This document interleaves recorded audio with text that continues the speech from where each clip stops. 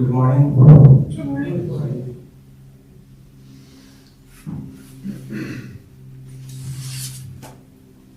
Let's chant together.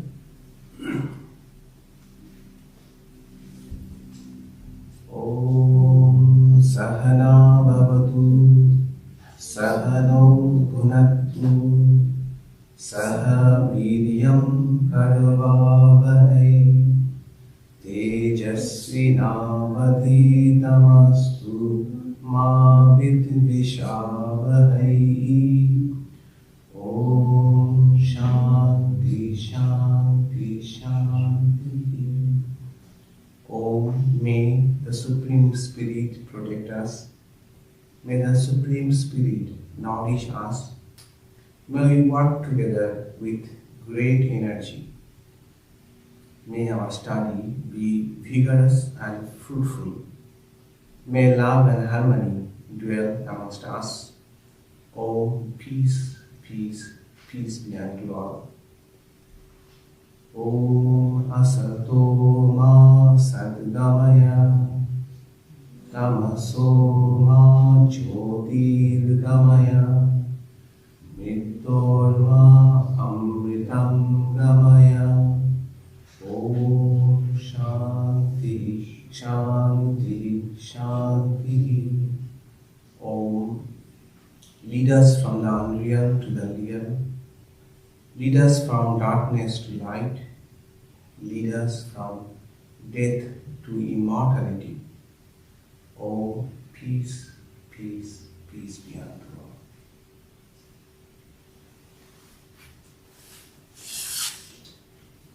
Good morning.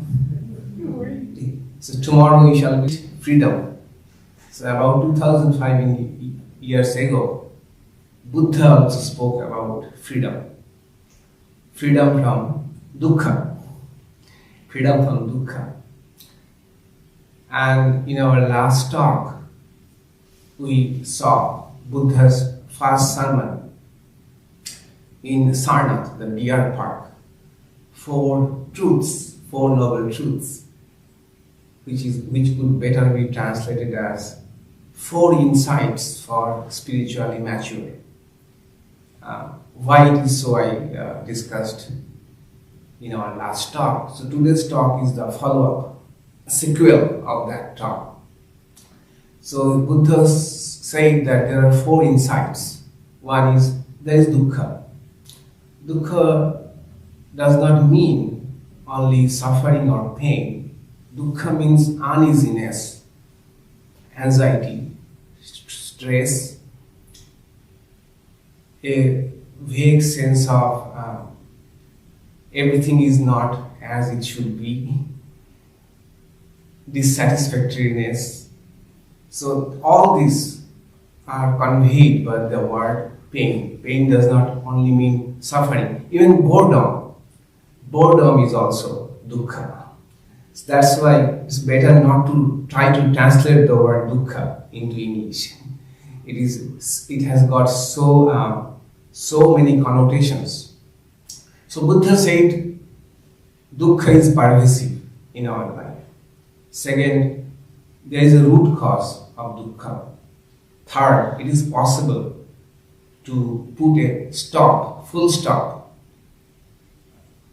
for dukkha. And fourth, there is a way. There is a way or path to get out of dukkha, or to stop dukkha forever. We saw that in our last talk. So today's talk is the fourth, a bit more detailed discussion about the 4th insight, the eightfold path that leads to the freedom from dukkha.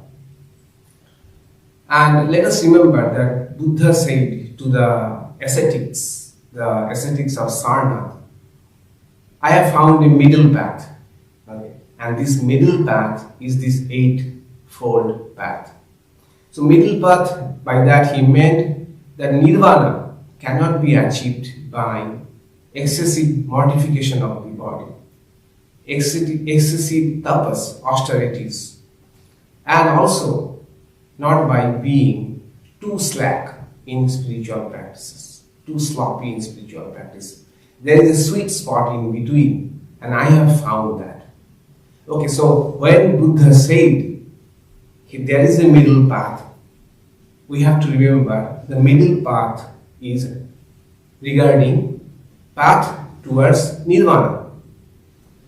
Middle path to nirvana. Although I believe, that if Buddha's all teachings were gone and only one teaching would have left, the value of middle path, the importance of middle path, moderation, that is so important in every domains of our life, But however, Buddha by middle path, he meant this eightfold path that leads to nirvana.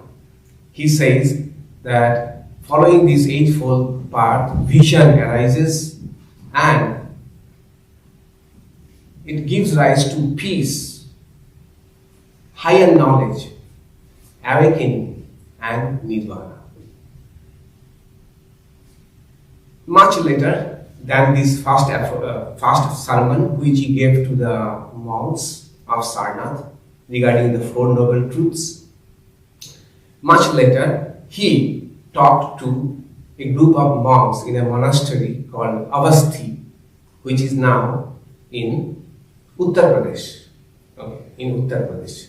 That is northern India, in the border of Uttar Pradesh and Bihar, not far from Bodh Gaya, where Buddha attained his nirvana. So there in a monastery, entire sermon was about this noble eightfold path. And this particular aphorism is called Magya Vibhanga Sutra, which literally means analysis of the path. Analysis of the path.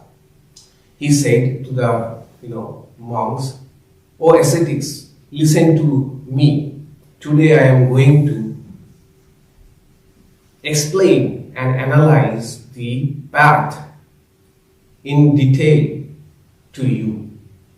Please pay close attention." This is the Eighth Noble Path, where he goes further about the Eighth Noble Path. So the Eighth Noble Path, it is not that each is a step.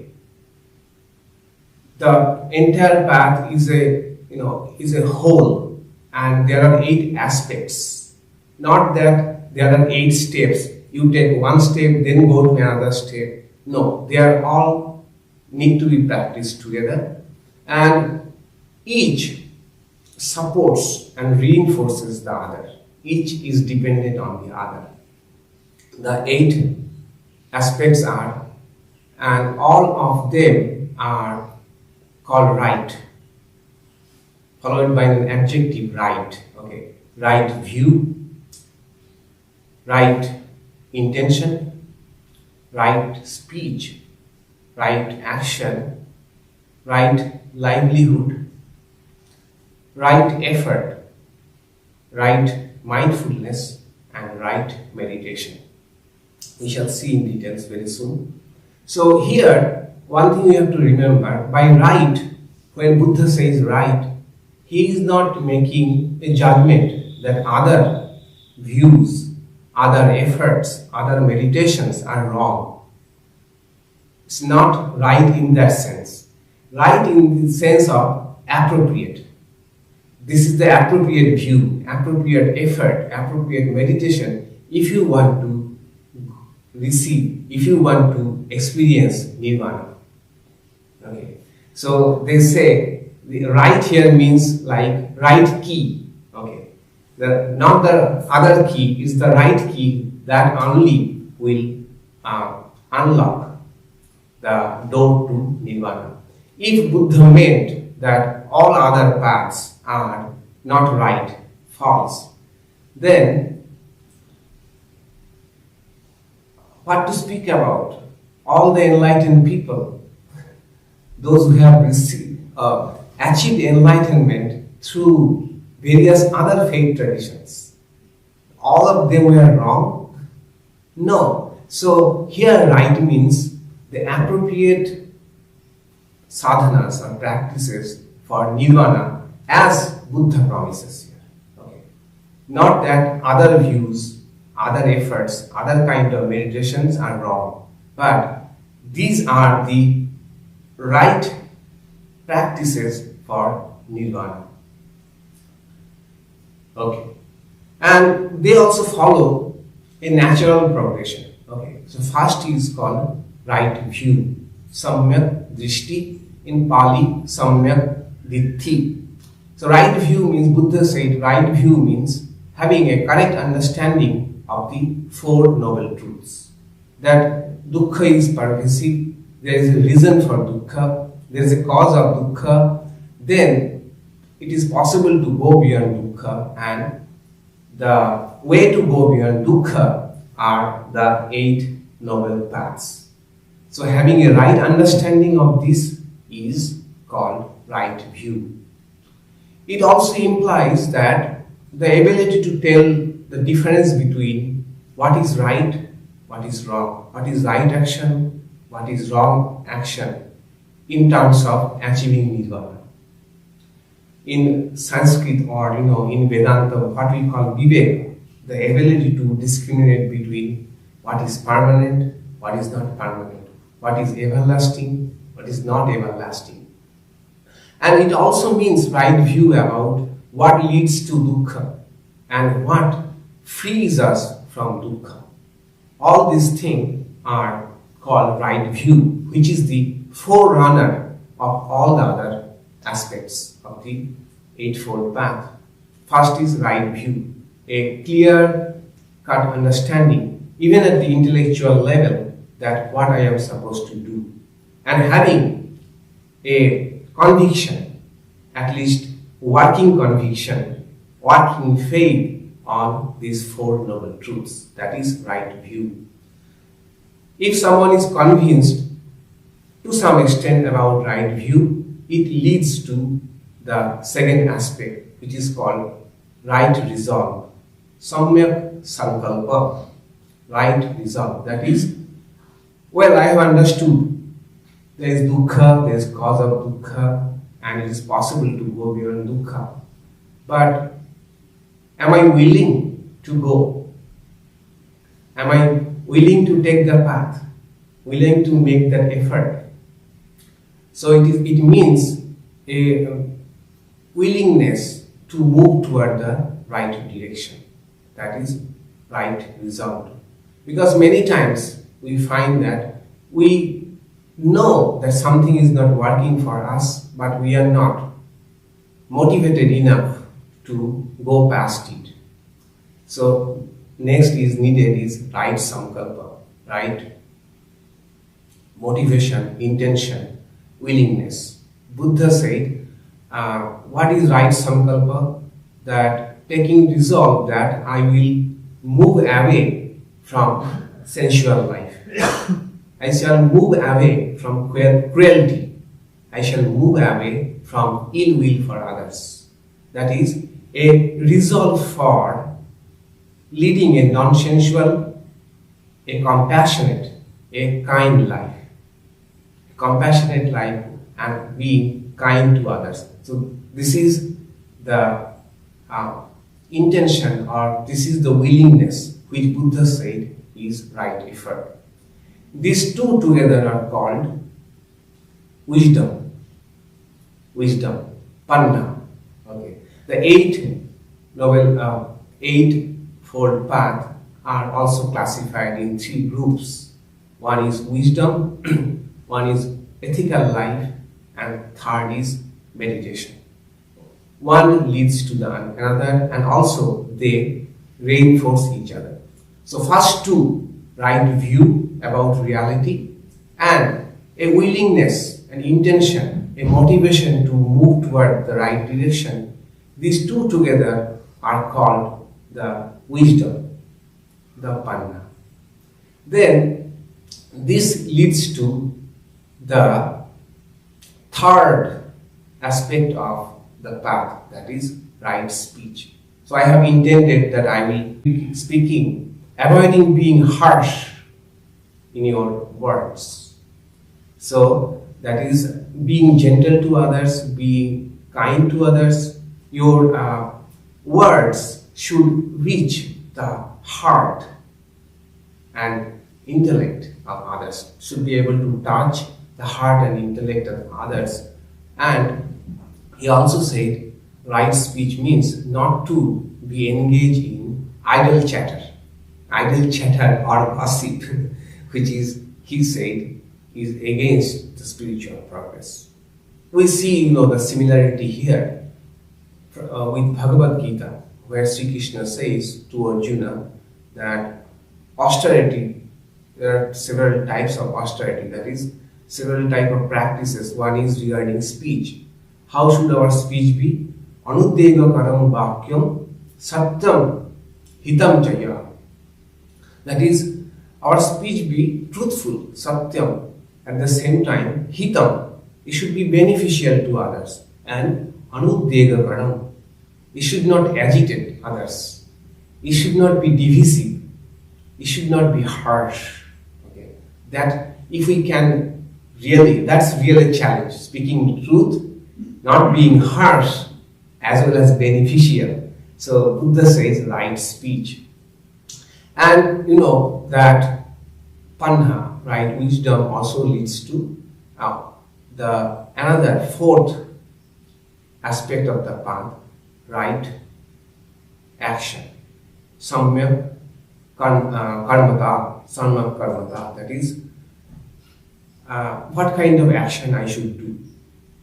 Buddha said, refrain from action like which causes pain to others, killing others. Then refrain from stealing, refrain from cheating, refrain from taking things which do not belong to you. Okay. And refrain from an unjust life. Unjust life. Try to be moderate in your life. So much similarity we find with the Patanjali's Ashtanga Marga.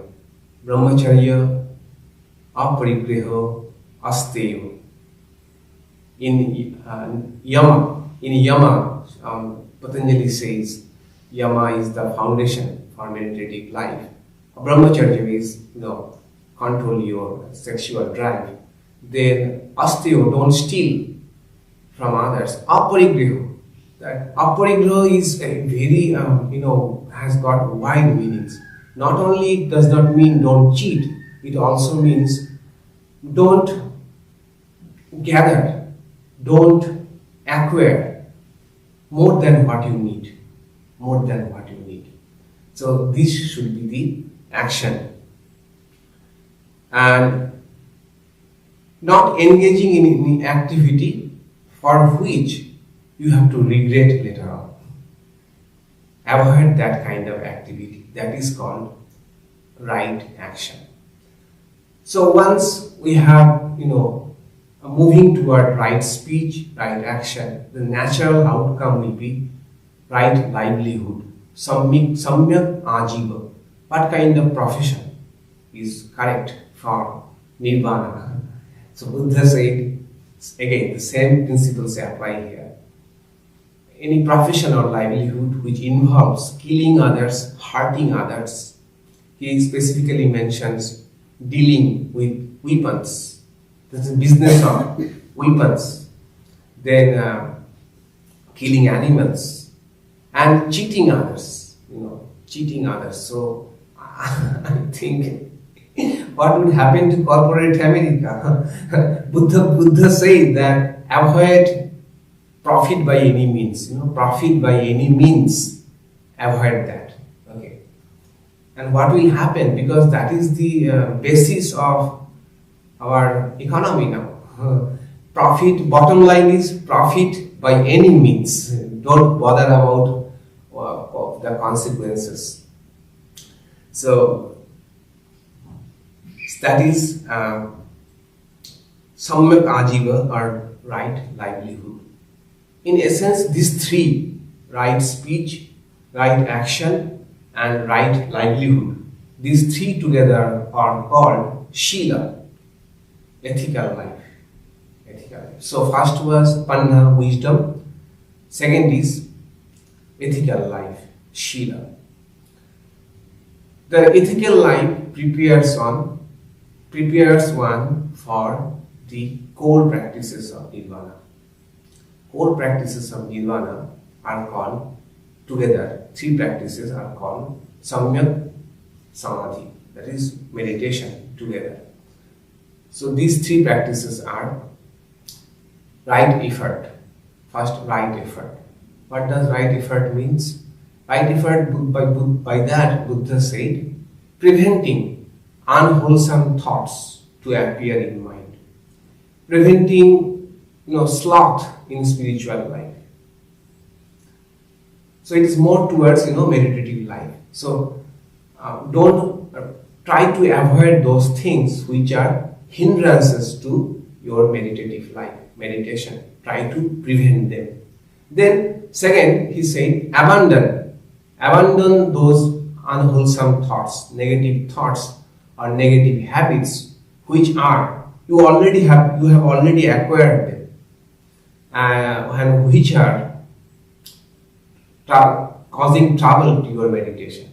He gives, he lists 5 hindrances to meditation, which is so common to Patanjali's. One is, sloppiness, then lack of enthusiasm, then doubt, and negative thoughts. He goes on like five these things. So Buddha said, try to prevent any of these from arising, and if any one of them is already present, try to abandon them. Third, arise in yourself. So counteract the negative, unwholesome thoughts and practices with encouraging positive thoughts, positive practices in your life.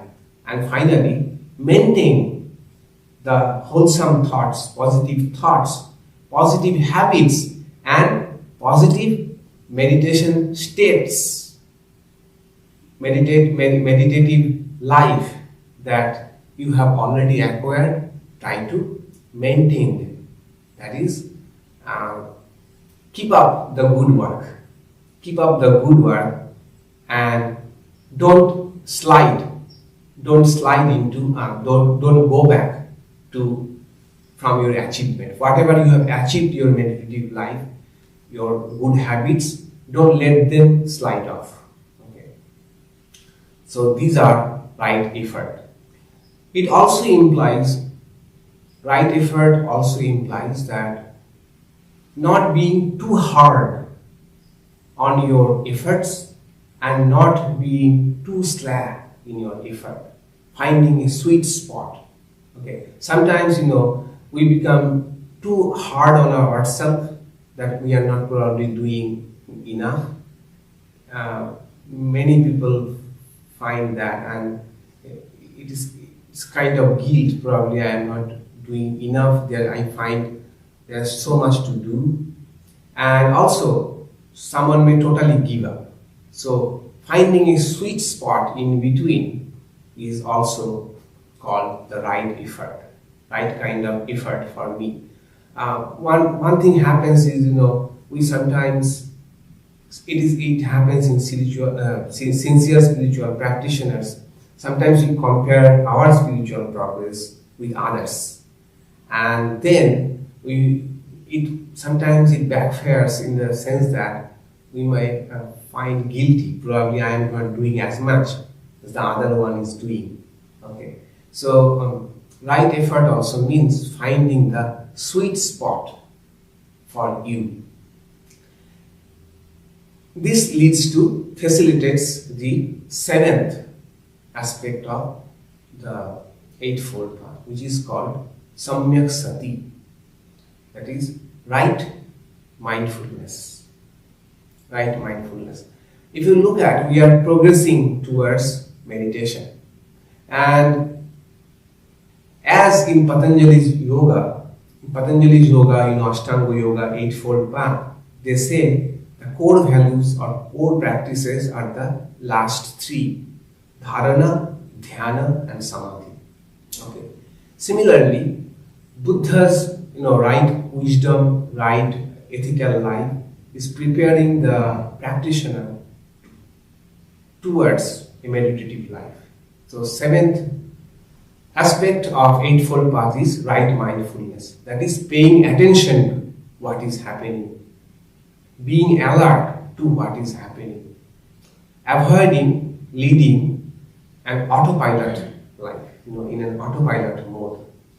He says that right mindfulness means paying attention to 4 things in 4 domains. One is paying attention to your body, what is happening to your body including your breathing. Okay. So this is when you are on your meditation seat, paying attention to what is happening. So it is comparable to pratyahara, withdrawal of Patanjali's yoga. Okay. But it also implies, this practice of mindfulness also implies being mindful throughout the day, not only on your meditation seat, throughout the day. So he says, first is being mindful, alert to what is happening to your body. Second is being mindfulness about your feelings, positive feelings, negative feelings, or even neutral feelings that is happening. Try to be aware of them, the feelings as they arise.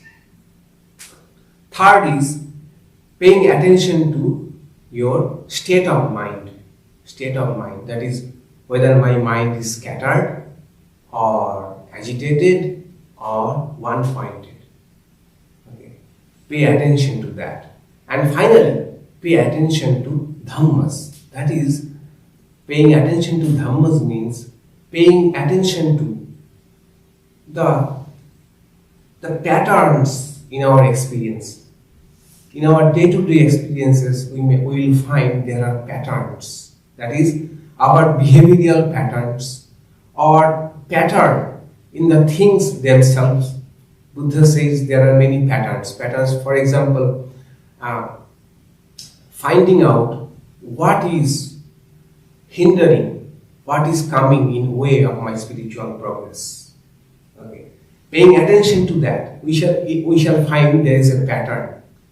That there are some patterns I have formed which are perpetually coming in my spiritual progress, or it has the way I am behaving, why I am behaving. So being mindful about those patterns in our behavior, in the nature of reality, about others. So he says that is the final, more subtle way of being mindful about. For example, right effort. What is negative thoughts that is arising in me? Being mindful about. So what are the negative thoughts that are yet to arise, but almost trying to arise? Being mindful about those. So how mindfulness also supports right effort. Buddha says right effort. Being mindful about them also help right effort. So this is the seventh stage called being mindful. Finally, this mindfulness prepares us for the final stage called Samyaksati, right meditation. So Samyaksati means a meditative absorption, a very concentrated state, altered state of consciousness, and here an object is needed for meditation. And Pali texts say, at least 40 objects which you can meditate upon. Some of them are like some devices like say a candle or any virtue, friendliness, even you can meditate on that. Okay. So it's a very concentrated state, altered state of consciousness, and based on objects. Buddha said that there are 4 levels of this samadhi, right meditation. He said 4 jhanas. In fact, Buddha attained nirvana going through these 4 levels of meditations. Progressively subtle levels of meditations. So Buddha said, and if you read the sutta, the sermon itself, very difficult to understand what Buddha is speaking about. What are the levels of this meditation? But after pondering very deeply over them, I find they are so much similar with Patanjali's Dharana, Dhyana and Samadhi. So Patanjali says, Dharana means when we have an object on meditation, say a flower. We are trying to set our mind, trying to fix our mind on the flower. Okay. And we shall see that sometimes we are able to concentrate on the flower, sometimes other thoughts are coming. But again we are trying to narrow down on the flower. This is called dharana. Next is dhyana, when my mind is unwavering. It's like pouring water and pouring oil. So dharana is pouring water. So when we pour water, we see that there are some gaps. There's some gaps between the water droplets. But when we pour oil from one vessel to another, it flows continuously. There is no break. So the no break is dhyana. When suppose the flower is only in my entire awareness, dhyana. And samadhi is when I am even unaware that I am meditating. I am unaware of the fact that I am meditating. Only the flower remains. The awareness that I am meditating on the flower has gone. That is samadhi. But samadhi, remember, in Patanjali Yoga, samadhi has got several levels of samadhi. Okay. We are not going into them. So similarly, Buddha says the first level of jhana, he calls in Pali jhana, that is dhyana or meditation. In first level, there is withdrawal from all other sense objects. Withdrawal of sense objects, and there is some effort involved in concentrating your mind on one object. When you have done that, there is a joy from withdrawal, from sense objects, and the joy of being concentrated in one object. In second stage, no effort is involved. What remains is only joy, happiness and peace. Buddha says in the third, joy, happiness, peace, and another thing comes called equanimity. A state which is not beyond happiness and joy. Happiness is opposite, pleasant or unpleasant. Equanimity of mind, a balance of mind. And in the fourth stage, even the happiness, peace, joy goes. What remains is equanimity alone, a still mind. Mind is absolutely still. And Buddha says that is what leads to nirvana. That is when one gains the direct insight of nirvana, that I am full, I am fulfilled, I don't need to crave for anything else. Because remember, the second truth was the root cause of dukkha was craving, trying to get something, takes to awakening, full awakening, nirvana. We don't know these states apart from intellectually understanding until we experience them. So I spent a good deal of time, days and days, trying to understand what these four jhanas Buddhists are referring to.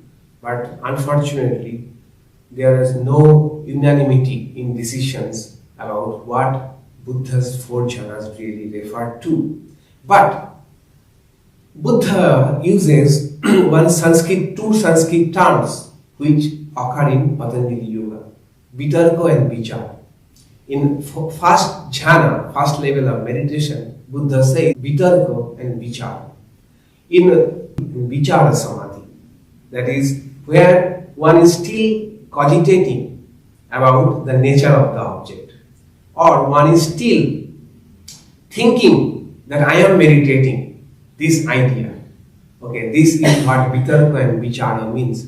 So, as we understand, Buddha did not have his nirvana out in vacuum. He was very much influenced by yoga. He,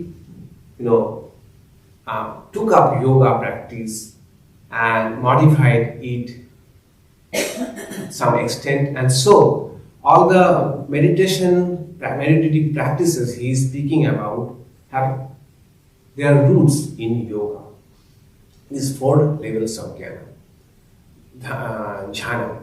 So these are the 8 noble paths. So first is, to simplify, first is wisdom, which leads to an ethical living, which prepares one for meditation. And they support each other.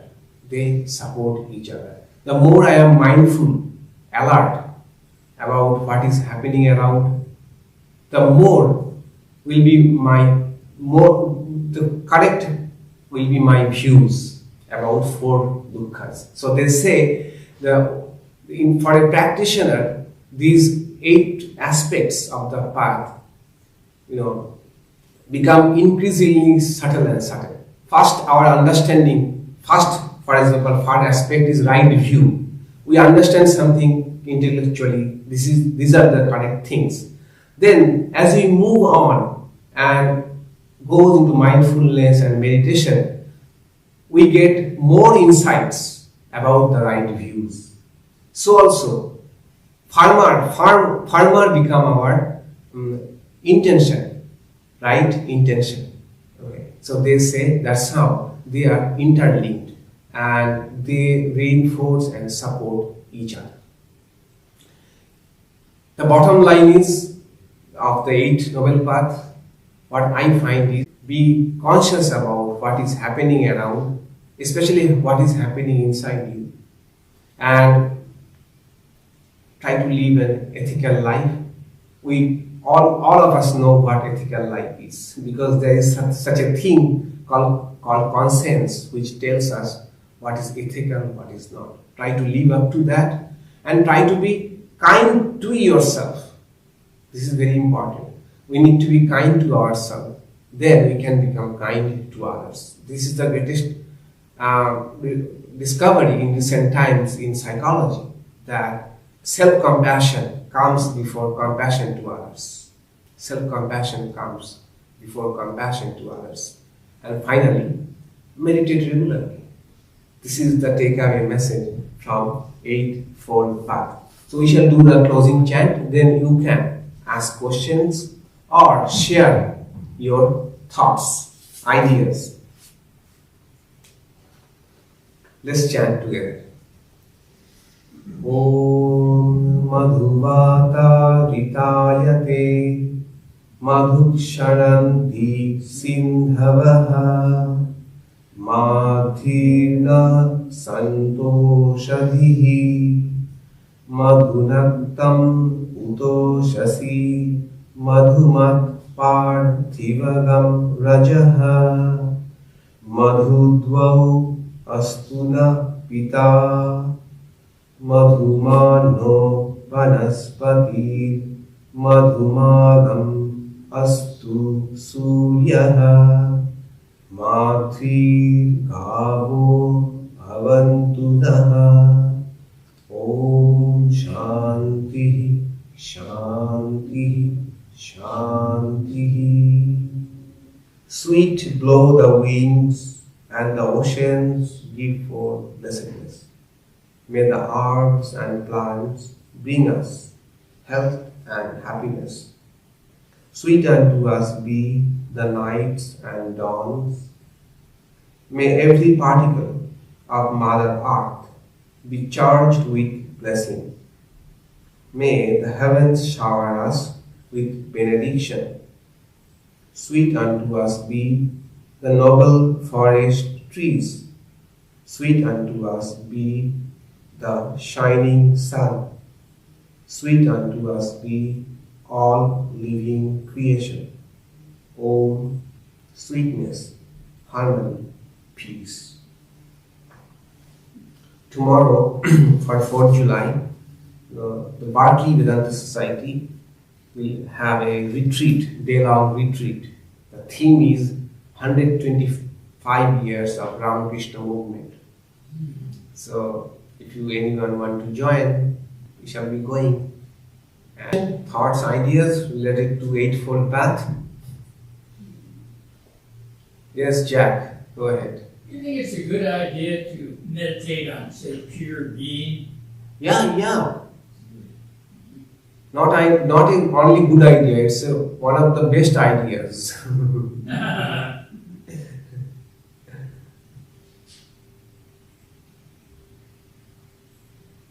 Was the Buddha aware of Patanjali's Eightfold Patanjali's Ashtanga?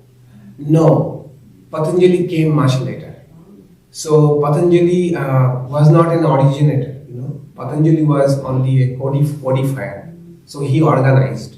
So these Ashtanga paths, mark the Eightfold Path of Yoga, were already existent. Okay. That weren't codified. He only just, he kind of organized. In fact, what Patanjali did, there were various traditions of yoga. Mahabharata, then your Yoga Vasishta, then in Upanishads, there are many schools of yoga. That's why Patanjali Yoga, if we read carefully, Patanjali speaks of 3 types of yoga. Okay, Ashtanga is only the one. Okay, other one is Kriya Yoga. Okay, Kriya Yoga, which consists of only 3 practices. And at the very beginning, he says another type of yoga. What is Abhyasa and Vairagya? Only 2 practices. So different types of individuals, different types of So what Patanjali tried to do, there are so many traditions of yoga and so many varieties of yoga. So he wanted to organize them in aphoristically. Okay. So Buddha did not know about Patanjali because Patanjali came much later. But Buddha was very much the product of yoga. Yes.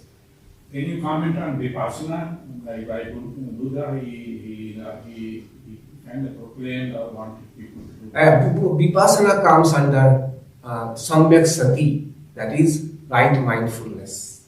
Okay. So right mindfulness, he gives 2 other sermons on this particular topic. Satipattana Sutta or Mahasatipattana Sutta. That was much more detailed about mindfulness. Here he dealt with 4 types of mindfulness. There he goes on more into details. Later on, that mindfulness became a practice in itself called Vipassana. Okay. Vipassana and Sati both have the same root, to see, to observe, to be mindful about. So according to Buddha, mindfulness or Vipassana was not the end in itself. Let us remember that. Okay. It was not an end in itself, it was just making us prepare for Samadhi, the 8th final step, if we are allowed to say so. Okay. And the story of Vipassana is, we are so much grateful to America. Vipassana became popular all over the world only for America. One Harvard professor, John Kabat,